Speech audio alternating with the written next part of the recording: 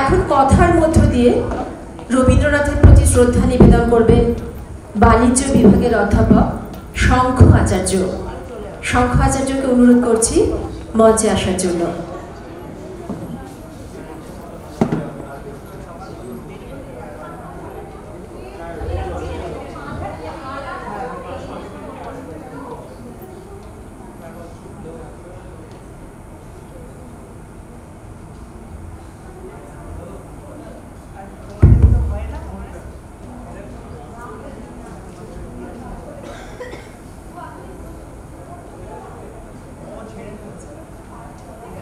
সজল, হ্যাঁ, উনি বোধহয় কিছু চেঞ্জ করবেন, একটু শুনে নিও।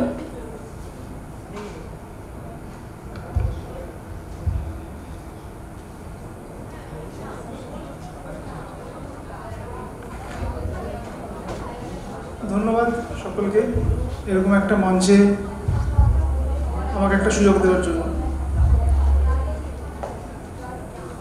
একটা অন্যরকম শ্রদ্ধা জ্ঞাপন রবীন্দ্র জয়ন্তীর প্রাককালে। এটা আমার বহুদিন ধরে ইচ্ছে ছিল যে রবীন্দ্রনাথের বিজ্ঞাপন জগতের যে বিচরণ, সেই বিচরণ সম্বন্ধে অনেকেই অনেক সময় অবগত নন বা হয়তো কথা বলেন না, কিন্তু কথা বলার একটা জায়গা তৈরি হয়েছে। কেননা ওনার যে সাবলীলভাবে উনি কপি লিখেছেন বা মডেল হয়েছেন, বা হয়তো উনি এখনকার ভাষায় যাকে বলে ইনফ্লুয়েন্সার, বা এখনকার ভাষায় যাকে বলে টেস্টিমোনিয়াল, উনি যেরকম অগাধ টেস্টিমোনিয়াল বিলিয়েছেন সেটা সত্যি অভূতপূর্ব। Next slide.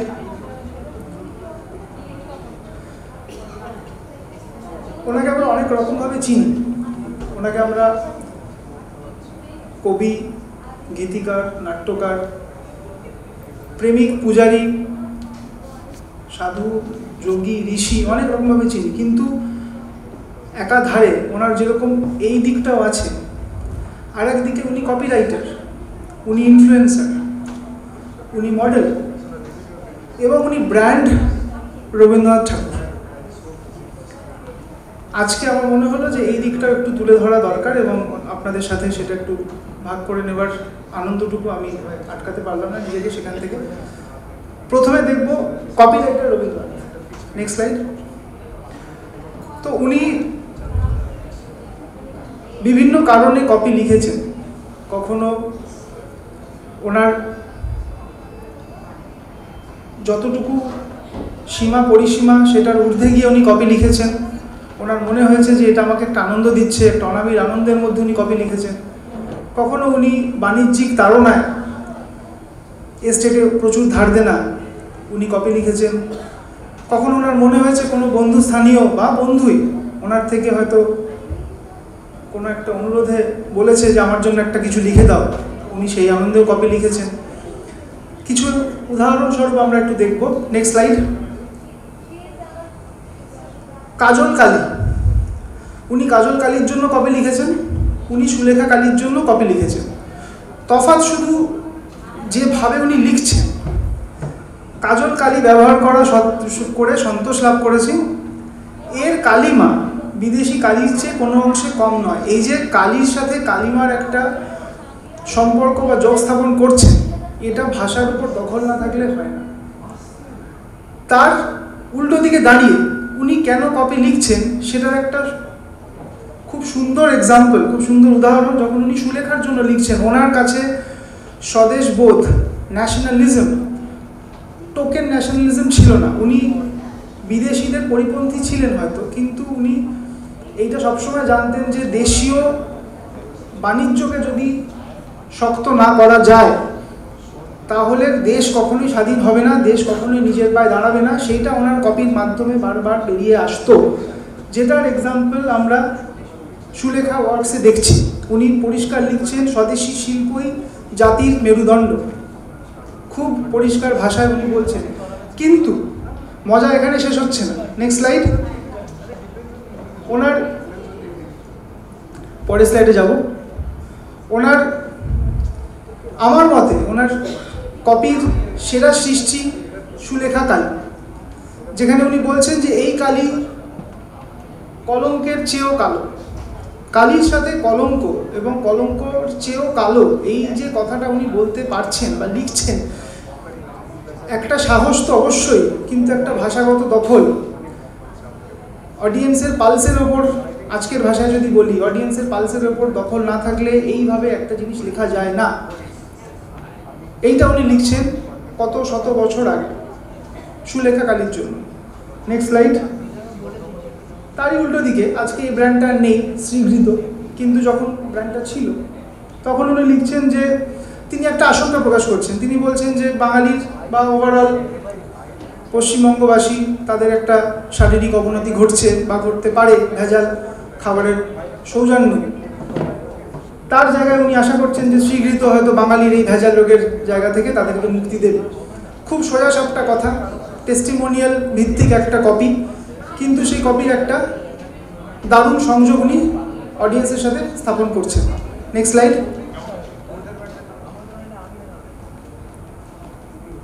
এছাড়া উনি বিভিন্ন সময় দেশীয় বাণিজ্যকে নিজের মতন করে সাপোর্ট দিয়ে গেছেন। নেপিয়ার সেই সময়কার একটি দেশীয় রঙের কোম্পানি। উনি সেখানে লিখছেন যে this is an enterprise which is unique in our presence and it has gladdened my heart. The founder of this factory, who through difficult steps has reached a remarkable height of success, deserves the gratitude of his countrymen. দেশের উচিত ওনার পাশে দাঁড়ানো, কেননা উনি এই কঠিন সময় বিদেশি শক্তির বিরুদ্ধে দাঁড়িয়ে একটা ব্যবসা চালাচ্ছেন। এই জায়গাটা একমাত্র তখনই সম্ভব যখন ভেতরের চারিত্রিক বৈশিষ্ট্যটা খুব স্ট্রংভাবে বেরিয়ে আসে, আ ম্যান অফ স্টিল, তখনই এরকম একটা কথা বলা যায় বা লেখা যায়। Next slide. এটা যদি হয় ওনার কপিরাইটারের সত্তা, কপিরাইটারের দিক, আজকের ভাষায় টেকনিক্যালি দেখলে হয়তো আমরা দেখব উনি ছিলেন হয়তো আমাদের প্রথম ইনফ্লুয়েন্সার। আজকের দিনে আমরা যাদের ইনফ্লুয়েন্সার বলি, উনি হয়তো ছিলেন আমাদের প্রথম ইনফ্লুয়েন্সার। আমরা তখন বুঝতে পারিনি, আজকে আমরা বুঝতে পারছি, বিকজ একটা টেকনিক্যাল নাম তৈরি হয়েছে। কেন বলছি আমি এই কথাটা? Next slide. উনি দেখতে গেছেন অচ্যুত কন্যা। উনি হল থেকে বেরোচ্ছেন, দুজন সাংবাদিক ওনাকে ধরলেন, বললেন কেমন লাগলো। উনি দুটো কথা বললেন যে আমার ভালো লেগেছে। এই যে উনি বললেন আমার ভালো লেগেছে, পরের দিনকে বিজ্ঞাপন বেরোলো, প্রডিউসার বিজ্ঞাপন দিলেন, বললেন রবীন্দ্রনাথ এই কথাটা বলেছেন, টিকিট বিক্রি হচ্ছে, সন্ধ্যে 6টা 9টা অমুক হলে অমুক তারিখ থেকে চলবে। প্রডিউসারের কাজ উনি সহজ করে দিলেন এবং উনি কিন্তু এক কথায় ইনফ্লুয়েন্সও করলেন তখনকার দর্শককে এটা বোঝানোর জন্য যে অচ্যুত কন্যা আপনারা গিয়ে হলে দেখুন, কিন্তু ডিরেক্টলি না বলে উনি ইনডিরেক্টলি বললেন এক্স্যাক্টলি যেটা আজকের দিন ইনফ্লুয়েন্সাররা করে থাকে। Next slide. উনি বরাবর স্বদেশি বাণিজ্যের পাশে দাঁড়িয়েছেন, কিন্তু মাঝে মাঝে দেখা গেছে উনি বিদেশি বাণিজ্যের পাশে দাঁড়িয়েছেন বা নিজের মতন করে একটা সাপোর্ট দিয়েছেন। কিছুই বলছেন না, কিন্তু সব কিছু বলছেন। বর্নভিটা সেবনে আমি উপকার পাইয়াছি, দ্যাটস ইট। আজকের দিনে দাঁড়িয়ে আমরাও ইনফ্লুয়েন্সারদের থেকে এটাই চাই, তারা হয়তো একবার আমার প্রোডাক্টটাকে একটা আনবক্সিং করে ভিডিও করে ছেড়ে দেবে, রিল করে ছেড়ে দেবে, তাতে মালটা বিক্রি হলো কি হলো না সেটা কারোর উপরে নয়, সেটা প্রোডাক্টের ওপরে, প্রোডাক্টের গুণের ওপরে, প্রোডাক্টের জোরের ওপরে। কিন্তু উনি যে এই কথাটা বলছেন, বর্নভিটা সেবনে আমি উপকার পাইয়াছি, এইটাতেই বর্নভিটার লাভ, এটাতেই একটা ক্লাসিক বিজ্ঞাপন, বা উনি হয়ে উঠছেন একজন ইনফ্লুয়েন্সার যার কথায় একটা শ্রেণী অবশ্যই ইনফ্লুয়েন্সড হবে। Next slide. পাগলের মহৌষধ। ওনার ফ্যামিলি হিস্ট্রিতে কিছু লোকজন ছিলেন যাদের মানসিক বিকার ছিল, তারা এই ওষুধ ব্যবহার করেছেন। উনি লিখছেন যে আমি ইহার উপকারিতা বহুকাল যাবৎ জ্ঞাত আছি, I know the benefits of this medicine. এইটুকুই বলছেন, কিন্তু এটাই পরবর্তীকালে হয়ে উঠছে ক্লাসিক, এবং আজকেরকার দিনে দাঁড়িয়ে সেটা হয়ে যাচ্ছে একটি ইনফ্লুয়েন্সারের ছোট একটা message towards the crowd. Next slide. Kesoram cotton মিলের তৈরি জিনিসপত্রের সম্বন্ধে উনি একটা কথা বলছেন, এবং উনি কখনোই কোথাও বলছেন না যে আপনারা গিয়ে কিনুন। উনি শুধু এটাই বলছেন যে আমি জানি এটার বেনিফিট কি, এটার প্রোডাক্ট ফিচার্স কি কি, এটা ইউজ করলে কি কি হতে পারে আমি এটা জানি। উনি একটা বিশদে লম্বা একটা বয়ান লিখছেন এবং সেটা কেশরাম কটন মিল তাদের বিজ্ঞাপনে ব্যবহার করছে, লিখছে যে এটা রবীন্দ্রনাথ ঠাকুর বলেছেন। That's it. এইটুকুই তো একটা ইনফ্লুয়েন্সারের কাজ। পরের স্লাইড। একটি লবণ কোম্পানি, সল্ট কোম্পানি একটা সল্টের প্যাকেট পাঠাচ্ছে, এক্স্যাক্টলি যেরকম আমরা আজকে ইনফ্লুয়েন্সারদের একটা ছোট গুডি ব্যাগ বা একটা কিটি পাঠিয়ে থাকি, বলে থাকি যেটা একটু ইউজ করে দেখুন, যদি ভালো লাগে তাহলে আপনার স্টোরিতে একটা জায়গা দেবেন। এক্স্যাক্টলি সেই জিনিসটা ঘটছে।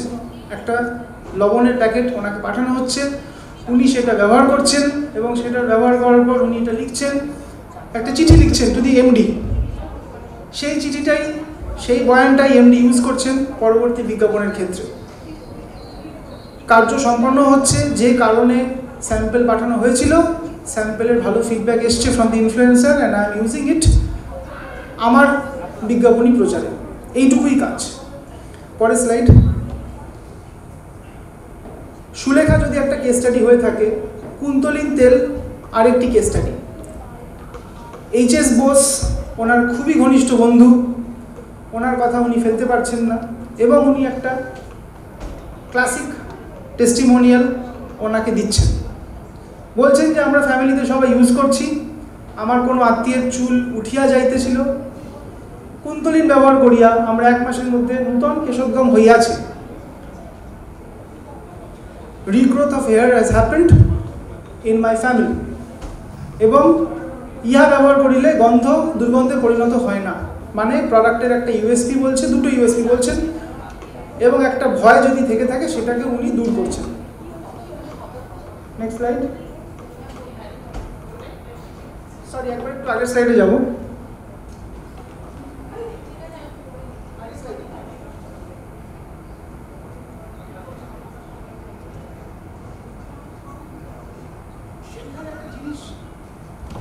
বিভিন্ন সময় ব্যবহার হয় বা মার্কেট ব্যবহার করতে থাকে, কবীন্দ্র রবীন্দ্রনাথ বলিয়াছেন।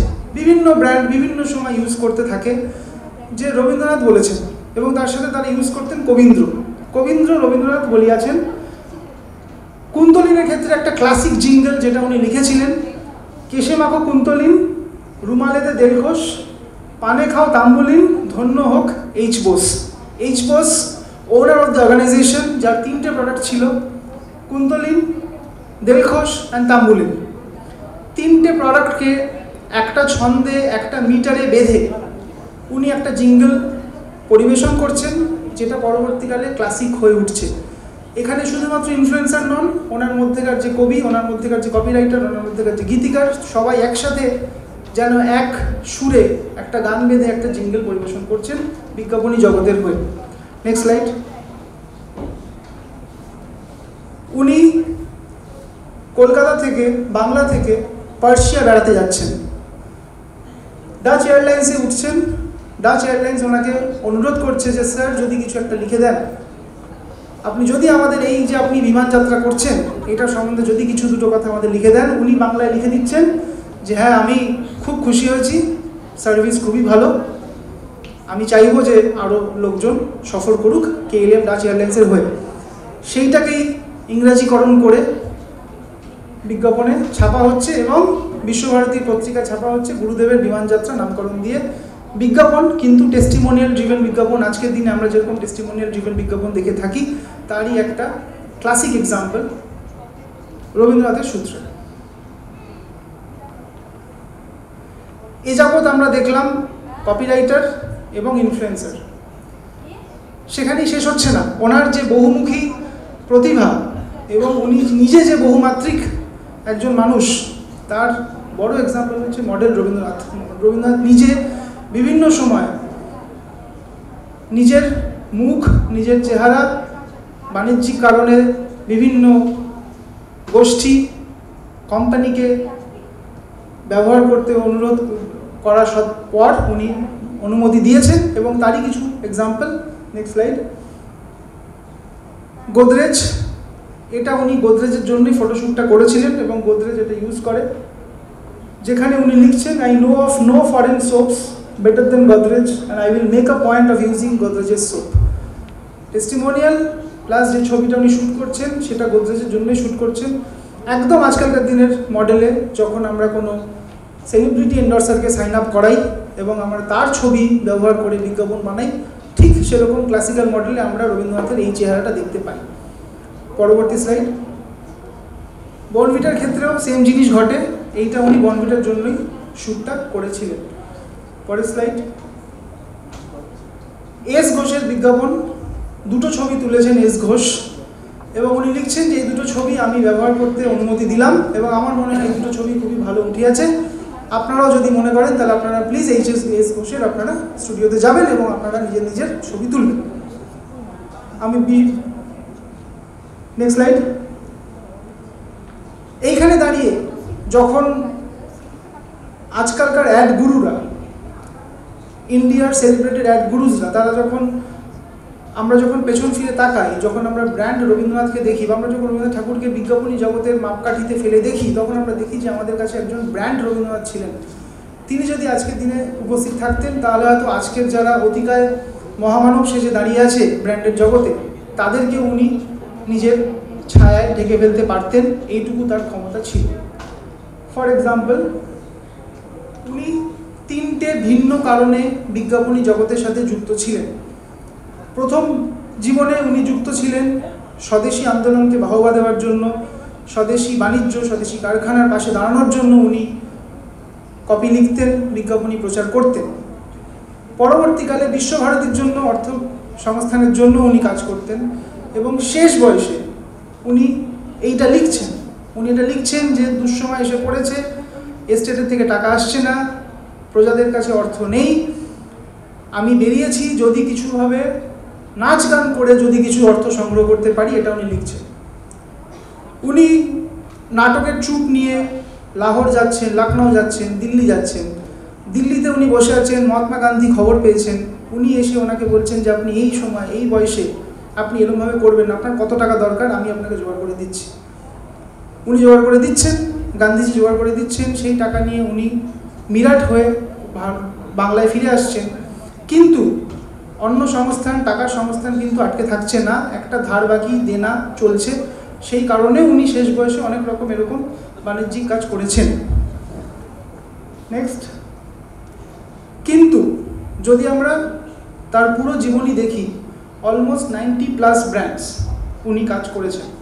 সেই সময় দাঁড়িয়ে 90+ brands is a huge achievement. আজকের দিনে আমরা যাদের কথা বলি ব্র্যান্ডের তরফ থেকে, অমিতাভ বচ্চন বলুন, বিরাট কোহলি বলুন, ধোনি বলুন বা সচিন বলুন, তাদের এরকমই একটা বড় পোর্টফোলিও তারা কাজ করে। এত বড় পোর্টফোলিও নিয়ে রবীন্দ্রনাথের মতন একজন মানুষ কাজ করছেন, এটা বিস্ময়কর তো অবশ্যই, সম্ভ্রম সমীহ জাগানোর মতন তার সাথে। সেই সূত্রে আমাদের মনে হয়, আমরা যারা অ্যাড জগতে কাজ করি, আমরা যারা কমার্শিয়াল জগতে কাজ করি, আমাদের মনে হয় যে brand Rabindranath at any given point of time এতটাই স্ট্রং, এতটাই স্বতঃস্ফূর্ত, এতটাই স্বতন্ত্র একটি ব্র্যান্ড যে কোনো সময় ভারতবর্ষের যে কোনো সেলিব্রিটিকে মেঘাচ্ছন্ন করে দিতে পারে। কিন্তু উনি কখনোই এটা মনে করেন না যে বাণিজ্য মানেই লক্ষ্মী। উনি এটা তাসের দেশে নিজে লিখে গেছেন এবং উনি এর পরের লাইনে লিখছেন যে ভিখারির মন ফিরবে রাজার মতো। উনি সবসময় অর্থের ওপরে অভিজ্ঞতাকে জোর দিয়েছেন, এক্সপিরিয়েন্স অ্যাবাভ মানি। এবং আমাদের মনে হয় যে ব্র্যান্ড রবীন্দ্রনাথের এই জায়গাটাতেই একটা স্বকীয়ভাবে নিজেকে তুলে ধরার প্রচেষ্টা, যে উনি কখনোই লক্ষ্মী লাভের দিকে যাননি, উনি বরং অলক্ষ্মী লাভের দিকেই গেছেন। ব্র্যান্ড রবীন্দ্রনাথের বোধহয় এখানেই সার্থকতা। Thank you.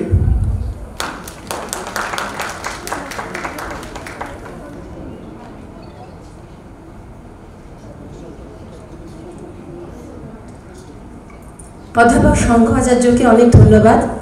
তথ্য সমৃদ্ধ আলোচনা, আমরা সত্যি সমৃদ্ধ হলাম। পরবর্তীকালে সুযোগ থাকলে আমরা আরও ওনার কাছ থেকে এই বিষয়ে বিস্তৃত জানব। অনেক ধন্যবাদ অধ্যাপক আচার্যকে।